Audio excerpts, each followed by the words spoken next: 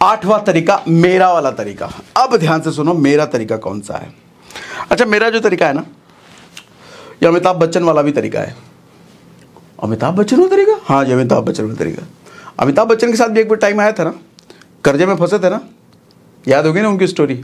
मैंने सेशन भी करा था, उस सेशन का एक पार्ट मैंने फेसबुक पे डाला था। 22 मिलियन से ज़्यादा लोगों ने उसको देखा है। 22 मिलियन, 2 करोड़ से ज़्यादा लोगों ने उसको देखा है। अमिताभ बच्चन की स्टोरी है, 6-7 मिनट का है वो। फेसबुक पर सर्च है ना, सागर सिन्हा अमिताभ बच्चन स्टोरी, ऐसा करके मिल जाएगा आपको। सर बात दरअसल ये है कि उन दिनों जब वो कर्जे में थे ना, और उस कर्जे में नौबत ये आ गई थी कि उनको अपने घर के स्टाफ को सैलरी देने तक का पैसा नहीं था। हालत ये हो गई थी, द लेजेंड अमिताभ बच्चन की ये हालत।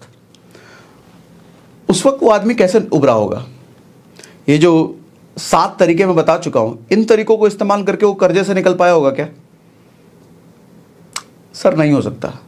पहला तरीका सुनो ध्यान से। आपके जितने भी लोन है ना, उसकी एक पेपर पर लिस्ट बना लो और उसमें 3 कॉलम रखना। लोन, लोन का नाम, कौन सा लोन है, होम लोन है, पर्सनल लोन है, कितने का लोन है, वो कर लो। दूसरा ये लिखो कितने का लोन है, वो लिखो दूसरे कॉलम में। तीसरे कॉलम में ये लिखो कितने % का रेट ऑफ इंटरेस्ट है। ठीक है, ये चीज़ आप लिख लो। अच्छा, लिखने के बाद उसको थोड़ा ऑर्गेनाइज कर लो कि किस में सबसे ज़्यादा लोन है और किस में सबसे ज़्यादा इंटरेस्ट, मतलब किस में सबसे ज़्यादा इंटरेस्ट लग रहा है, वो एक कॉलम के बेस पे कर लो। और किस में सबसे ज़्यादा पैसा है, वो एक उसके बेस पे आप पूरे सारे लोन्स को लिस्ट कर दो। अब यहाँ पे देखो 2 चीज़ें बताने वाला हूँ आपको, ध्यान से सुनिएगा। फाइनेंशियल एक्सपर्ट आपको ये कहेंगे कि सबसे पहले उस लोन को खत्म करने में पूरी ताकत लगाओ जिसमें सबसे ज्यादा इंटरेस्ट आपको जा रहा है। ये फाइनेंशियल एक्सपर्ट आपको बताएंगे। लेकिन साइकोलॉजिकल एक्सपर्ट आपको बताएंगे कि सबसे पहले वो लोन खत्म कीजिए जिस लोन को आप सबसे पहले खत्म कर सकते हैं। मान लो आपके पास 5 लोन है और 5 लोन में 3 ऐसा लोन है जिसमें थोड़ा मोड़ा उधार अब बचा हुआ है, जिसको आप 2-3 महीने में निपटा सकते हो थोड़ा एक्स्ट्रा एफर्ट करके। तो साइकोलॉजिकल एक्सपर्ट ये कहते हैं कि वो छोटे मोटे 3 लोन है, पहले उसको निपटा दीजिए। क्योंकि जब आपके पास 2 लोन बचा होता है ना, तो एक मेंटल सेटिस्फैक्शन होता है और एक मेंटल एबिलिटी डेवलप हो जाती है और कुछ एक्स्ट्रा सोच पाने की। क्योंकि अब आपको लगता है अरे 2 ही लोन है ना, ठीक है। अब आप देखो, जब तक कर्ज से आदमी दबा होता है ना, उसका दिमाग भी काम नहीं करता, दिमाग भी नहीं चलता, नए नए आइडियाज नहीं आते, वो दबा रहता है, अरे निकालो कोई, ऐसा करके दबा रहता है, तो आइडियाज आते नहीं है। तो साइकोलॉजिकल एक्सपर्ट कहते हैं कि सर सबसे पहले अपने लोन की संख्या कम कर लो। भले ही वो जो 2 लोन बचा है उसमें बहुत ज्यादा इंटरेस्ट रेट जा रहा हो, लेकिन उस 2 को रखो। काउंटिंग अगर कम हुई ना, तो काउंटिंग कम होने से एक मेंटल सेटिस्फैक्शन होता है, मेंटल सेटिस्फैक्शन कह लो या मेंटल रिलीफ कह लो, जिससे आदमी का दिमाग चलने लग जाता है और ज्यादा इनकम कमाने के लिए या और नई नई चीजें करने के लिए। ठीक है, एक तो ये होता है। लेकिन फाइनेंशियल एक्सपर्ट क्या कहते हैं? वो कहते हैं कि सबसे ज्यादा इंटरेस्ट रेट जिसमें है उसको, अब जैसे 5 लोन है, 2 लोन में आपका सबसे ज्यादा इंटरेस्ट जा रहा है। एक लोन मान लो क्रेडिट कार्ड वाला लोन है, क्रेडिट कार्ड वाला क्या भैया 35% लोन लेते हैं। तो फाइनेंशियल एक्सपर्ट कहते हैं कि पहले अपना ताकत लगा करके सब कुछ उसको खत्म करो। लेकिन उसको खत्म करने में आपको 6 महीने लग सकते हैं, लेकिन वो कहते हैं कि पहले उसी को खत्म करो क्योंकि वो ज्यादा पैसा आपका खा रहा है। ठीक है, तो यहां पे मैं ये डिसीजन आप पे छोड़ता हूं कि आप किस कैटेगरी के हो। पहले आपको लोन की संख्या कम करनी है या फिर ज्यादा लोन का ज्यादा लोन जो इंटरेस्ट ले रहा है उसको कम करना है। ठीक है, दूसरी चीज, अननेसेसरी आइटम और डिप्रिशिएटिंग एसेट। आपके घर में बहुत सारी चीजें होती हैं, OLX पे बेच डालो सर तुरंत। होंडा सिटी गाड़ी है, हैरियर गाड़ी है, कौन सी गाड़ी, जो भी गाड़ी है सर, कुछ दिन के लिए ऑटो पे चल लो, बेइज्जती सुन लो, कुछ बहाने मार दो कि भैया बेचनी पड़ी, ये गांव में दे आए या किसी को जरूरत था, झूठ बोल लो ना, थोड़े दिन के लिए कर लो भैया, बेइज्जती सह लो, रिलीफ मिल जाएगा। उल्टे सीधे पता चले फर्नीचर घर में रखे हुए जो कभी यूज ही नहीं होते, बेच डालो सर। 1.5 लाख का फोन रखते हो, बेच डालो सर। 15-20 हज़ार का फोन रखो कुछ दिन सर, देख लो आपके घर में ऐसी बहुत सारी चीजें पड़ी होंगी जो आप यूज नहीं कर रहे, 3 महीने से आप यूज नहीं कर रहे, लगता है अरे भविष्य में यूज करेंगे, कभी यूज नहीं करोगे, उसको बेच डालो OLX पे। OLX बहुत बढ़िया प्लेटफॉर्म है, बेच, मैं ऐड नहीं कर रहा लेकिन बेचो भैया। ठीक है, लोग इमोशनल हो जाते हैं, मेरी पहली इनकम की ये गाड़ी है, कैसे बेच दे भैया? नहीं हम इसको नहीं बेच सकते, मेरी पहली इनकम की गाड़ी है, निशानी है तो। अरे भैया वो पहली इनकम ना तुम्हारा आखिरी इनकम बना देगा यार, बेचो उसको। देखो मेरा एक प्रिंसिपल है, मैं ऐसी चीज़ों से कभी भी, ऐसी चीज़ों को बेचने की मैं कभी भी नहीं सोचता जिसको मैं दोबारा खरीद सकता हूँ। फिर से बोलता हूँ, मैं ऐसी चीज़ों को बेचने में ज़रा भी नहीं सोचता जिसको मैं दोबारा खरीद सकता हूँ। गाड़ी दोबारा खरीद सकते हो आप, महंगे फ़ोन दोबारा खरीद सकते हो। सर मैं कहता हूँ अगर मकान भी है और बेचने की नौबत आ रही है, बेचने से आपका सिचुएशन ठीक होने वाला, बेच तो दोबारा खरीद लोगे ना। मानता हूँ यार इमोशनल अटैचमेंट होता है, लेकिन ये इमोशनल अटैचमेंट एक बात बताऊँ गरीबों की निशानी है। अमीर लोग कहते हैं कि आज हम अगर 2 BHK बेचे हैं तो कल 4 BHK खरीदेंगे, आज 4 BHK बच्चे बेचे हैं तो कल 8 BHK खरीदेंगे। ऐसा बनो ना। वो छोटे काऊ से लेकर के हमारे मारुति 800 है, इमोशनल अटैचमेंट, इसको नहीं बेचेंगे। निपटा देगा वो मारुति। बेचो, कुछ तो पैसा है, 50-60 हज़ार, लोग कुछ खत्म हो, कोई फायदा नहीं उसको रखने के। ठीक है, समझे कि समझे? बात मेरी ठीक लग रही है बताइए। ठीक लग रहा है, बात तो ठीक बोल रहे हैं आप। ऐसा लग रहा है क्या? दिखावे से निकलो सर, सारा जड़ ना ये दिखावे का। आदमी पता नहीं क्या हासिल कर लेता है, हैं? औकात है नहीं दिखाने की, बैंक बैलेंस खाली है और दिखावे पर लगे पड़े हैं। बेवकूफ कहेंगे। पहले उस लायक बनो। अगर दिखाना ही है तो पहले लायक बनो, पैसों से कमाओ ना, मेहनत करो ना जम के। जब बैंक में 200-300 करोड़ हो तब जाके दिखावा करो ना, कोई नहीं रोकेगा। तब तो हम भी कहेंगे, भैया सब कहेंगे दिखावा कर, पैसा है इसके पास, दिखाया नहीं दिखाएगा, कौन दिखाएगा? एक मर्सिडीज का है, 75 मर्सिडीज रखो घर में। एक घर का है, 10 घर लेकर के रखो। एडिडास पूमा कौन पूछे, वर्साचे और अरमानी के कपड़े पहनो। पता चले चड्डी भी पहनो तो 2-3 करोड़ की चड्डी पहन डालो, क्या कौन रोकेगा? फिर पैसा है। लेकिन अभी पैसे नहीं, EMI ढूंढते फिर कहाँ, इंटरनेट पे कूपन कोड ढूंढ रहे, कहाँ सस्ता मिलेगा। ऊपर आईफोन लेना सस्ता कहाँ मिले, 200 रुपये डिस्काउंट। 1.5 लाख का फोन ले रहा हो, 150 रुपये डिस्काउंट खोज रहा हो। बेवकूफ कहीं का। कितना तरीका बताया, बताओ कितने तरीके बता दिए? 2 बताए अभी, नहीं 3 बता दिए, हाँ 2 बताए। तीसरा सुनो, ज़्यादा इंटरेस्ट रेट वाला जो आपका लोन है सर, उसको ख़त्म करने के लिए कम इंटरेस्ट रेट वाला एक और आप लोन ले सकते हो। इनफैक्ट लेना चाहिए। पूछो अरे लोन लेने, फिर एक लोन ले लेंगे कह रहे हो। हाँ सुनो, पूरी बात सुनो पहले। मान लो क्रेडिट कार्ड का आपका लोन है, क्रेडिट कार्ड से बहुत उटपटांग खर्चे आपने कर दिए, 35% वो साल का लेता है। मैं कहता हूँ क्रेडिट कार्ड को ख़त्म करने के लिए सर 11% पे पर्सनल लोन लेना हो, 11%, 12%, 10% पे एक पर्सनल लोन ले करके उस क्रेडिट कार्ड के जंजाल को ख़त्म कर दो। आपका 5 लोन का 5 ही लोन रहा ना, एक नया लोन भले ही लिए लेकिन पुराना का ख़त्म कर दिया ना। ऐसे ही देखो, अगर पर्सनल लोन में ज़्यादा है और आपका कोई होम लोन चल रहा है, सर होम लोन पे टॉपअप ले लो। होम लोन क्योंकि 8-9% पे मिलता है, आपका पर्सनल लोन होगा 11-12% पे, तो 8-9% पे जो होम लोन मिल रहा है उस पर टॉपअप जो लोगे वो उतना ही परसेंट पे रहेगा, 8-9% पे ही रहेगा। लेकिन वो 12% वाला पर्सनल लोन तो ख़त्म हो जाएगा। लेकिन अगर होम लोन नहीं है तो ये ऑप्शन नहीं है आपके पास, क्योंकि जिसके पास होम लोन है पहले से वही टॉपअप ले सकता है। तो मेरा कहने का मतलब यह है कि छोटा रेट ऑफ इंटरेस्ट वाला लोन आपको ले लेना चाहिए बड़े रेट ऑफ इंटरेस्ट को ख़त्म करने के लिए। तो ये लोन अच्छा लोन है, ये बुरा नहीं है, ये आपके लिए अच्छा लोन है। वो अब मर रहे हो तो भैया ऑक्सीजन तो खरीदना ही पड़ेगा, वो ऑक्सीजन है, समझे। चौथा, बजटिंग करो सर। महीना शुरू होने से पहले जो पैसा आता है, सैलरी आता है, इनकम आता है, जहाँ से भी जो भी आता है, बजटिंग करो कि पूरे महीने मेरा पैसा कहाँ कहाँ जाना चाहिए। बजटिंग मैं हमेशा कहता हूँ वो नज़र होती है ना, घर में जो छोटा बच्चा होता है उस छोटे बच्चे को आप नज़र ना रखो। सर उस छोटा बच्चा कहीं भी भाग जाएगा, कुछ भी कर देगा, कुछ भी तोड़ फोड़ देगा, पता चले कहीं भी निकल ले। वो छोटा बच्चा इतना खतरनाक हो। लेकिन छोटा बच्चा अगर पता है ना कि मेरे पे कोई नज़र रख रहा है, मेरे पापा मेरे नज़र रख रहे हैं, तो फिर वो उटपटांग हरकत नहीं करता, फिर वो इधर उधर नहीं भागेगा, वो दायरे में रहेगा, घर के अंदर ही रहेगा। फिर वो सर पैसा कुछ ऐसा ही होता है, जब पैसे को पता चल जाता है ना कि मेरा मालिक का नज़र नहीं है, तो पैसा बोलेगा चलो जरा रेस्टोरेंट में खा ले, जरा सिनेमा देख ले, जरा जुतवा ले लें, या पैंटवा ले लें, शर्टवा ले लें। उठ पटांग 4 शर्ट पहले से, 5वां और लेने जाएगा, 2 जूता पहले से, 3रा और लेने जाएगा।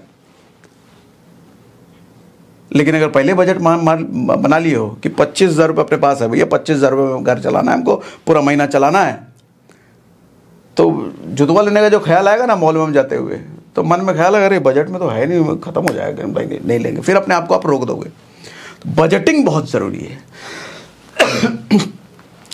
मेरा तरीका भी बाकी है, मेरा वाला तरीका बताऊंगा। 5वां तरीका है, ऐसा लोन मत ख़त्म करो जिसमें इंटरेस्ट नहीं लग रहा। अब ये बात ध्यान से समझिएगा, ये आपको कोई नहीं बताएगा। जैसे होम लोन है, होम लोन का क्या हिसाब किताब होता है? मान लो 20 साल का लोन है होम लोन का आपका, तो शुरुआत के 10 साल में ना बैंक इंटरेस्ट वाला ही पार्ट ले लेती है, प्रिंसिपल नहीं लेगी, इंटरेस्ट वाला पार्ट आपसे ले लेगी। अब बाकी बचे 10 साल में वो प्रिंसिपल वाला पार्ट लेगी। मान लो आपका होम लोन का 10 साल हो चुका है, इंटरेस्ट तो आप दे चुके हो। अब 11वें साल 12वें साल में आप प्लान कर रहे हो कि होम लोन में खत्म करूं, अब अपना एक्स्ट्रा पैसा उस होम लोन वाले को दे के क्या उखाड़ लोगे? सर इंटरेस्ट तो वो ले चुका है, प्रिंसिपल तो आपको देना ही पड़ेगा। तो जब इंटरेस्ट उसमें आप जाने को बचाए नहीं है तो उसको क्यों खत्म करने के लिए हड़बड़े आ रहे हो? कुछ एक्स्ट्रा उस पैसे को इन्वेस्ट कर दो कहीं।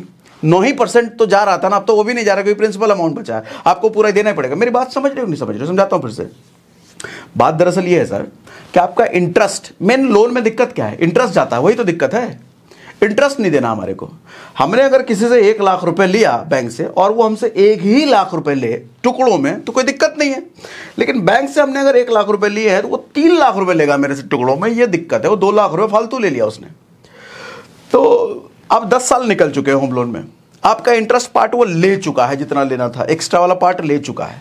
अब मूलधन बचा है, जितना पैसा बेस वाला प्रिंसिपल है, तो उतना आपको वैसे भी देना है। एक साथ दोगे तो भी देना है, टुकड़ों में दोगे तो भी उतना ही देना है, तो एक्स्ट्रा देना वहां पे है नहीं। तो ऐसे लोन को खत्म मत करो, मैं कहता हूं चलने दो इसको। इतना पैसा दूसरे लोन को खत्म करने में लगा दो, या फिर दूसरे लोन को आप खत्म कर चुके हो तो मैं कहता हूं कहीं इन्वेस्ट कर दो सर, जहां पे आपको 9% से ज्यादा रिटर्न मिले। कहीं म्यूचुअल फंड में डाल दो। म्यूचुअल फंड में डालना जनरली आप लॉन्ग टर्म में अगर म्यूचुअल फंड देखते हो 10 साल से ऊपर, मान लो 10 साल का पीरियड है उधर, और इधर भी 10 साल आप देख रहे हो, 10 साल एक अच्छा पीरियड होता है जहां पे आपको 12 से 15% के आसपास म्यूचुअल फंड रिटर्न दे देता है। म्यूचुअल फंड में इन्वेस्ट करना है तो मैंने एंजल वन का लिंक डिस्क्रिप्शन में डाल रखा है, आप उस पर केवाईसी करके, फ्री है, डाउनलोड करना फ्री है, केवाईसी करना सब फ्री है। आप उस पर जाकर के म्यूचुअल फंड सर्च करके किसी भी म्यूचुअल फंड में इन्वेस्ट कर सकते हो। म्यूचुअल फंड नहीं समझ में आता क्योंकि कई सारे म्यूचुअल फंड होते हैं, तो सर इंडेक्स फंड में इन्वेस्ट कर दो। इंडेक्स फंड दो, किसी भी इंडेक्स फंड में इन्वेस्ट कर दो, 12 से 15% लॉन्ग टर्म में मिल जाता है। ठीक है, उधर तो 9% जा रहा है, तो मैं कहूंगा उधर को ना खत्म करने से उसको खत्म करने से अच्छा वो पैसा म्यूचुअल फंड में डाल दो सर, इंडेक्स फंड में डाल दो सर, वो ज्यादा बेनिफिशियल है। ठीक है, शॉर्ट टर्म के लिए नहीं। म्यूचुअल फंड या इंडेक्स फंड शॉर्ट टर्म में आपको रिटर्न हो सकता है ना दें। अरे मैं तो देख रहा था ऐप में, देखो 3-3 साल में 26% 40% रिटर्न दिया है, लेकिन फिर भी रिकमेंडेशन ये है कि शॉर्ट टर्म के लिए आप म्यूचुअल फंड ना करें, ये मेरी रिकमेंडेशन है। लेकिन रिटर्न्स बड़े भयंकर है भैया। ऐप में जाकर के आप देखोगे ना, एंजल वन डाउनलोड करोगे, उसमें म्यूचुअल फंड सर्च करोगे, 3-3 साल में कई सारे म्यूचुअल फंड ने 40% दिया है। खैर दे दिया तो दे दिया, लेकिन मैं लॉन्ग टर्म के लिए रिकमेंड करता हूं, क्योंकि लॉन्ग टर्म में तो मिल ही जाता है, शॉर्ट टर्म में कई बार नहीं भी मिलता है, लेकिन लॉन्ग टर्म में मिल ही जाता है। ठीक है, जितने पास्ट आप एक्सपीरियंसेस देखोगे उसके बेस पे मैं ये कह रहा हूं। 5वां, नहीं 5 तो हो गया ना, छठा बड़ा ध्यान से सुनो भैया। एंडोमेंट पॉलिसी और यूलिप पॉलिसी लाइफ इंश्योरेंस की बंद करवा दो सो तुरंत, आज के आज बंद करवा दो। हाँ, आखिरी स्टेज पे हैं, बहुत थोड़ा मोड़ा पैसा देना बाकी है, बड़ा मोटा पैसा आने वाला है, तो मत बंद करवाओ, चलने दो।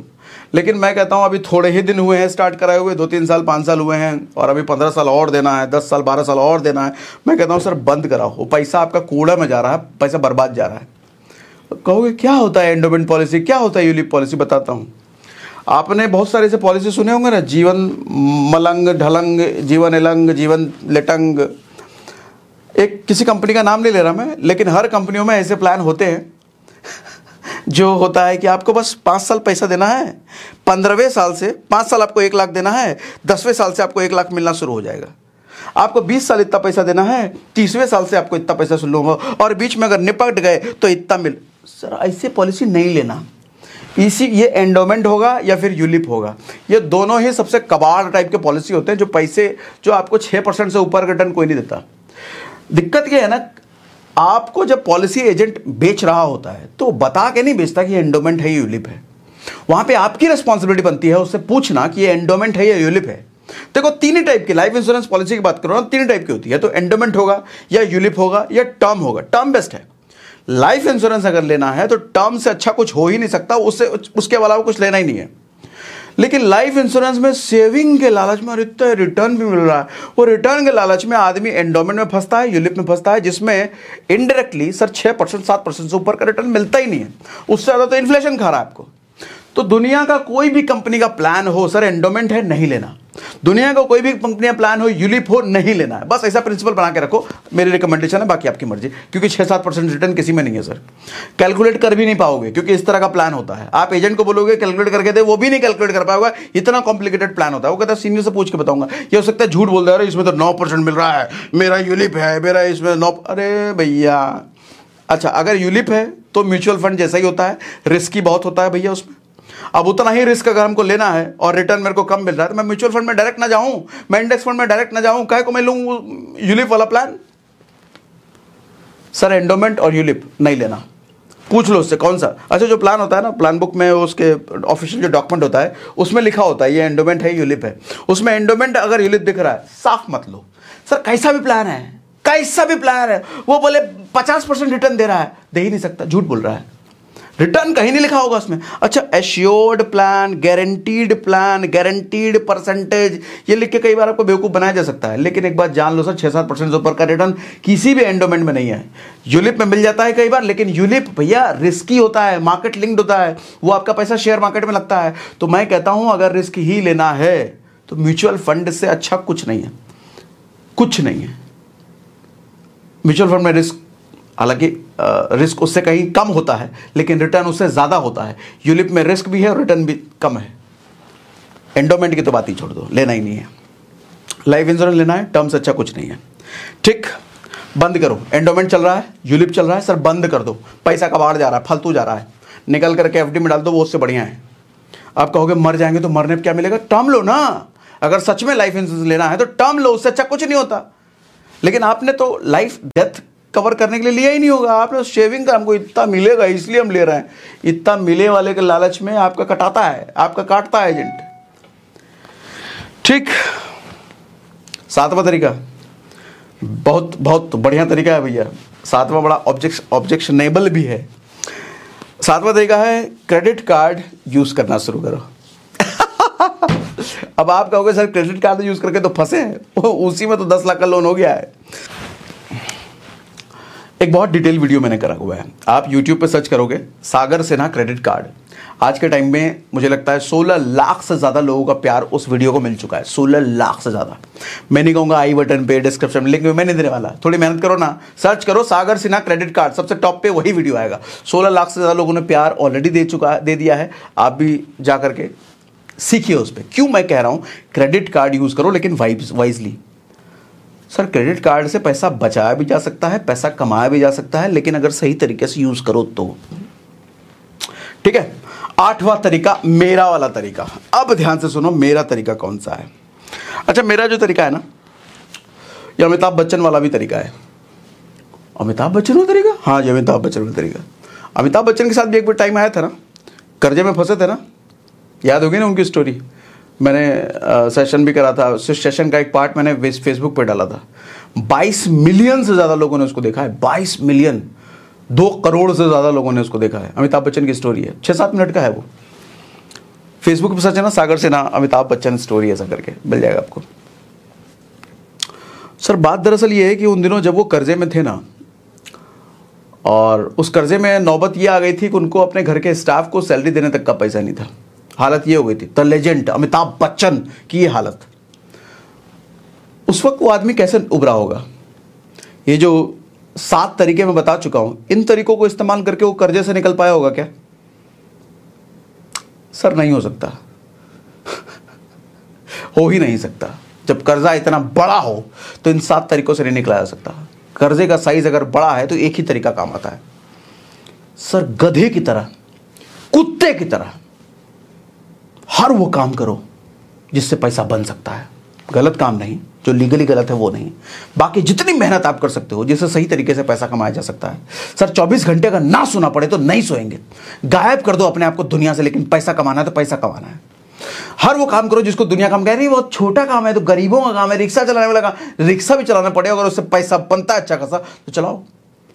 अमिताभ बच्चन ने रिक्शा चलाने जैसा ही काम किया था सर, बताता हूं सुनो। अमिताभ बच्चन जो उस टाइम की बात है 90s के टाइम पे, कोई भी बड़ा स्टार टीवी पर नहीं काम करता था। टीवी पर काम करने का मतलब छोटा काम है यार, इतना छोटा काम हम नहीं करेंगे, वैसा है। अमिताभ बच्चन उसी वक्त केबीसी में काम करना शुरू किया था, और आपको बता दूं सर, उसी केबीसी की वजह से अमिताभ बच्चन का करियर जो यूं गया था ना, यूं आया उसी केबीसी की वजह से। वही छोटा काम जो कोई भी स्टार एक्सेप्ट नहीं करता, अमिताभ बच्चन ने उसको एक्सेप्ट किया, केबीसी में काम करना शुरू करते हैं, और उसी की वजह से वो धीरे धीरे धीरे धीरे उठता चला गया। फिल्में मिलने लग गई, नाम फिर से बनने लग गया, जो इमेज खराब हो चुकी थी उसी केबीसी की वजह से इमेज ठीक होने लग गई, तो और फिल्में मिलने लग गई, और ऐड मिलने लग गया, सब कुछ रिकवर होता चला गया। आज जिसको समझते हो ना, सब छोटा काम है, ये काम मैं क्यों करूं, पेपर बेचने का काम मैं करूं, रिक्शा चलाने वाला काम मैं करूं, डेटा एंट्री का काम मैं क्यों करूं, जिस काम को समझते हो ना छोटा काम है, मेरे लायक काम है, नहीं ईगो वाले आ रहा है, घुस जाओ सर, शिद्दत से घुस जाओ। समय अगर है ना, समय निकाल सकते हो ना उस काम को करने के लिए, कर डालो सर, क्योंकि बड़ा कर्जा इन 7 तरीकों से तो नहीं निकल सकता। फालतू की बातें हैं, छोटे मोटे कर्जों के लिए 7 तरीके ठीक है, लेकिन बड़ा कर्जा नहीं निकल सकता, जान ले लेगा। बड़ा कर्जा तो और ज्यादा पैसा कमा करके ही खत्म किया जा सकता है। मैं भी उनमें से हूं, मेरे साथ भी ऐसा था। तो आपको क्या लगता है 6-7 तरीके इस्तेमाल किए होंगे? सर काम किए सर, एक दिन में 3-3 काम किए, 3-3। अपनी जॉब भी करता था, पढ़ाने भी जाता था, साथ में अपनी डेवलपिंग के लिए पार्ट टाइम फ्रीलांसिंग किसी का प्रोजेक्ट भी लेता था, सॉफ्टवेयर इंजीनियर हुआ करता था मैं। सैटरडे संडे भूल गया था सर, ढंग से सोना भूल गया था सर, ढंग से खाना भूल गया था सर, सब रिकवर कर दिया। लगे 1.5 साल लगे, लेकिन सब रिकवर कर दिया। ठीक है, 90 दिन के ट्रांसफॉर्मेशन पे लग जाओ सर। 90 दिन के लिए मैं कहता हूं गायब हो जाओ, या 6 महीने के लिए गायब हो जाओ। दुनिया को लगे मर गया है, खत्म हो गया इसका खेल, अब बचा नहीं है, पता नहीं कहां घूम रहता, किसी से मिलता नहीं, किसी से बात नहीं करता, किसी से व्हाट्सएप नहीं करता, किसी से चैट नहीं करता, सोशल मीडिया यूज नहीं करता। जो करना है उसमें रम जाओ। बदलना पड़ेगा सर अपने आप को। बड़ा पैसा कमाने के लिए ना खुद में बदलाव लाना पड़ेगा। अपने आप पर काम कीजिए, अपने आप को ग्रो कीजिए, लर्निंग में सबसे ज़्यादा इन्वेस्ट करो सर। समय भी लगाओ, पैसा भी लगाओ। ये वो इन्वेस्टमेंट है जो कभी खराब नहीं होता, और ये वो इन्वेस्टमेंट है जो दुनिया में सबसे ज़्यादा रिटर्न देता है। दुनिया का कोई भी इन्वेस्टमेंट आपको उतना रिटर्न नहीं दे सकता जो आप खुद पर लगाते हो, खुद की लर्निंग पर, खुद पर मेहनत पे लगाते हो। सेशन में अगर आपको कुछ वैल्यू एडिंग मिला, लगा कि मैंने कुछ फ़ायदे की बात करी, तो मुझे कमेंट बॉक्स में ज़रूर बताइए कि सर बहुत मज़ा आ गया आज का सेशन देख करके, बहुत फ़ायदे की बात रही सेशन में। ऐसी लिख करके मुझे बताइए, मैं पढ़ता हूँ आपके कमेंट, हर एक कमेंट पढ़ता हूँ आपके। लिखो, मैं पढ़ रहा हूँ, अभी भी कमेंट पढ़ रहा हूँ। लिखो लिखो लिखो, लिखे लिखे पढ़ रहा हूँ, देखो लिखो। अरे लिखो भैया।